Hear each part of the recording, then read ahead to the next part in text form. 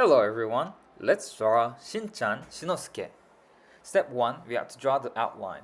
I drew these two lines to indicate the place of the head, and the other two lines in the middle for the eyes, and on the right and left for the hair, and you see that's the phone, and the fingers, and the hand that's holding the phone, and the arm that's holding the phone again, and the mouth. It's an oval, and the chin, and I'm moving it to the left because I need more space. And then I'm drawing another line to indicate the top part where it's like shorter than the bottom, and then the eyes and the eyebrows and the round cheek there. And that's round cheek. And we have to draw his shirt, and now his other arm.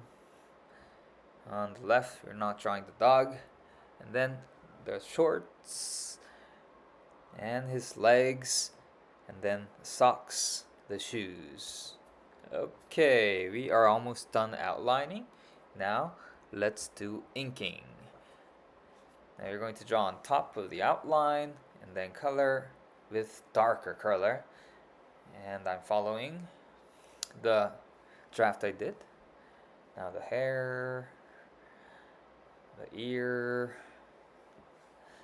still the hair and the ear, and now the phone that he's holding, a very old phone, and then the antenna,